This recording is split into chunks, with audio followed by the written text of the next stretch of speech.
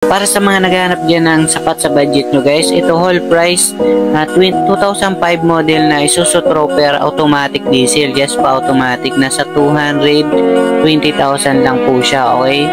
Kung mga negotiable pa naman to, ayan. Ito guys, kahit nasa, pero bago ang lahat guys, don't forget to like and subscribe para palagi kayong updated sa mga bagong video natin, ayan. Open test drive naman kami, open cash financing and trade-in, so tara, check na natin.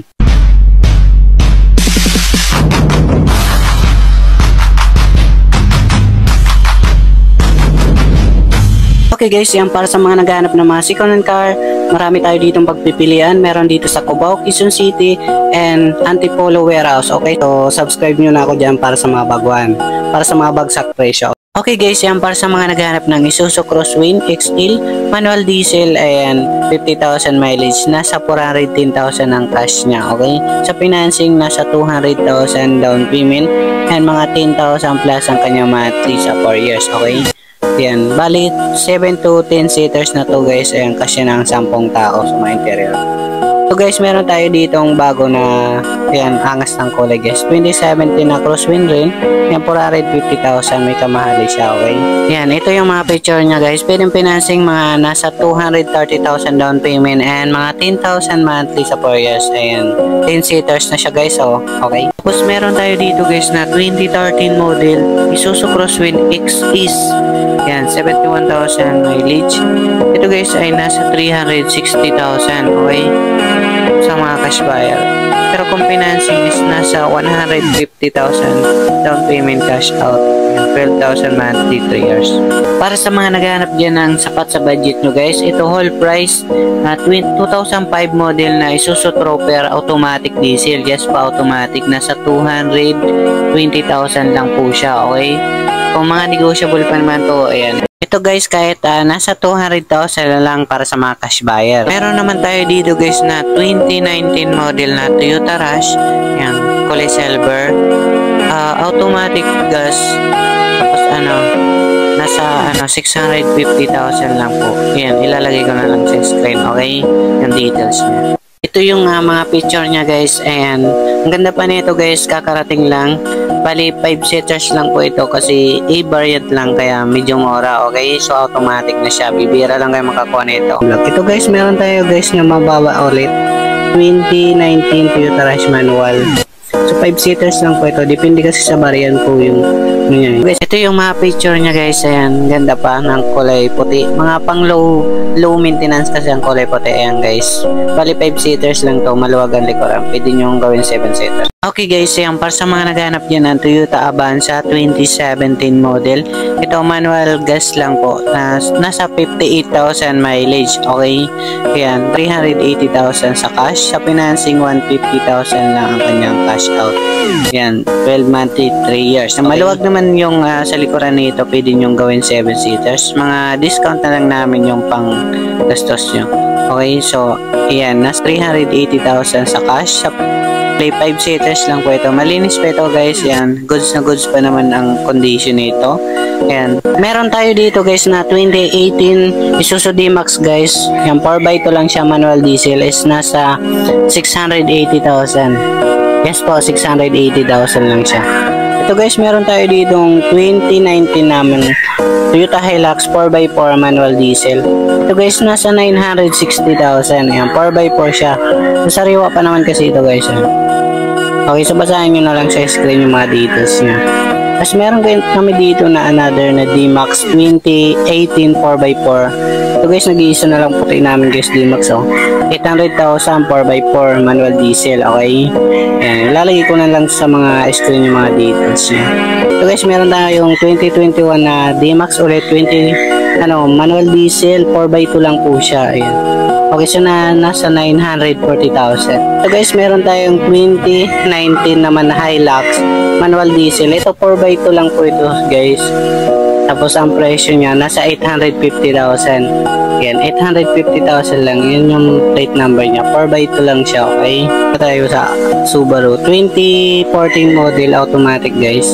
Subaru yan, 580,000 lang, okay? So guys, meron tayong 2018 Nissan NV350. Ito 730,000 lang, okay? Yan, 730,000 lang, 2018 namin in B-Trip. Mababa na rin to, 2023 model Stargazer. Yan, automatic, okay. Yan, nasa ano na lang siya. 780,000. Yan, 780,000 na lang. Ilalagay ko naman sa screen. Meron kami dito guys na Toyota Altis. Yan, 2019 model automatic syempre. Is nasa 730,000 na lang. Yan, okay. So, 730,000. Yung asking niya dito dati is 745,000. Ayan, binaba namin. Pero mga negotiable pa naman to guys. Ito guys, mura na to sa amin guys. 2013 Toyota Camry. 2.5 B-bar yun na siya, pearl white. Ito guys is nasa 520,000 na lang. Ayan, napakababa na yan. Taas ng presyo niyan sa una ko. Meron tayong 2018 Isuzu MU-X. Blue power kasi siya, 3.0 na. And kaya nasa 960,000. Okay, so blue power yan guys, 3.0. Tapos meron tayo ditong MU-X na 2017. Ayan, 2017 model yan guys. Manual diesel, 4x2. Ayan, 2.5 lang kasi ang makina niya. Kaya mura, 680,000 lang. Ayan, negotiable pa yan guys ha, 680,000 lang. Meron kami ditong Toyota GL Grandia is nasa 760,000. Yan, 15 seaters na yan guys, pearl white. 100 ano siya, yan, 760,000. So dito naman tayo guys sa 2017 model na Jeep Wrangler Rubicon. Ayan, 2017 model automatic diesel. Okay, so 4x4 naman. Yan guys, nasa 2,250,000. Dito guys, meron tayong 2017 model na MU-X bago guys na kulay puti.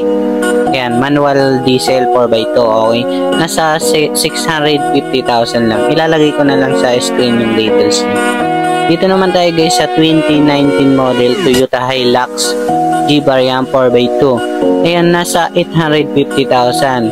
Okay, so pwede naman sila mga financing.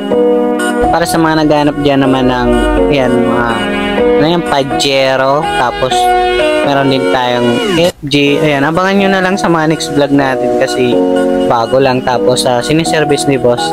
Tingnan nyo ang gulong guys. Oh. Ayan, ang ganda diba? Tapos dito sa FG na to, napakaganda. Oh. Favorite ng boss namin mga ganito. Okay, so tingnan nyo dito yung gulong guys. Ayan. Ayan diba? Magkamags na rin siya. Okay. Tapos meron tayo dito guys na 2015 yan, Ford Ranger ulit, kulay pula. Ang ganda guys oh. Yan. Okay, so wala pa kasi itong details guys. Abangan nyo na lang sa next vlog natin. Okay. So dito naman tayo guys sa Toyota Altis 2014 model automatic. So B-bar yan na rin po ito guys. Okay. Yan, B-bar yan, black na black siya guys.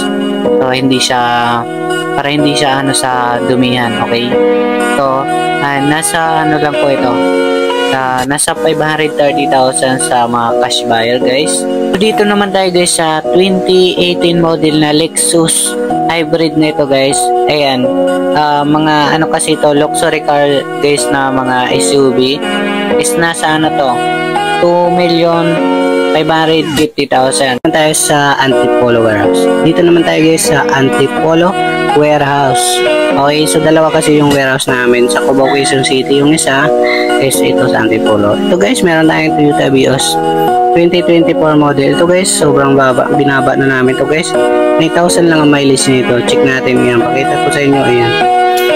Yan, para hindi siya maulanan, mainitan, kaya nilagyan namin ng ito yung mga picture niya is nasa, meron kami ditong Transvan guys, is nasa 430,000 lang, 2018 model. Ayan, bali 15 seaters na siya. Good running condition yan guys, okay. Ito guys, meron tayong 2016 Toyota Hilux. Ito guys is nasa 600,000 lang. Okay, so may takip na siya guys, oh. Tapos dun sa likuran, meron kami ditong Toyota Hilux pa na 2019. Ayan, nasa 660,000. Okay, so mga 4x2 lang po sila. Ayan, mura lang yan sa amin guys dito. Meron tayo ditong 2015 na Hyundai Eon. Ito guys, napakamura na, 185,000 na lang guys. So, ayan, swak na yan sa budget nyo. Okay, so pwede pa natin bawasan dito ang presyo, di ba? ito guys, kahit mga 150,000 na lang para sa mga cash buyer. Muna tayo pala sa L300. 2022 model na L300 guys. Yan, basahin nyo na lang sa screen kasi kalimutan ko yung presyo nito. Okay, so ito guys, meron tayo ditong 2016 model. So guys, nasa 460,000 na lang. Ayan, mababa na yan guys, 2016. Dual aircon na kasi yan. Sa mga cash buyer naman guys, yan, nasa 310,000 na lang po siya. Okay, yan. Yan yung details niya guys. Okay, so yung mga negotiable pa naman dito kung mga cash buyer kayo. Pwede naman dito guys, mga test drive. So yun natin guys, pwede po siyang financing. Nasa 84,000 lang ang kanyang cash out. Okay, sa down payment. Para sa mga cash buyer, yan, 210,000 na lang po siya. Okay, yan, nasa 7,000 ang kanyang monthly. Ito guys, kahit mga nasa 200,000 na lang sa cash buyer. Okay, tanungan guys, dito tayo sa may kabilang warehouse sa location Cubao, Quezon City. Okay, so kontakin nyo yung cellphone number natin. Okay, so thank you guys.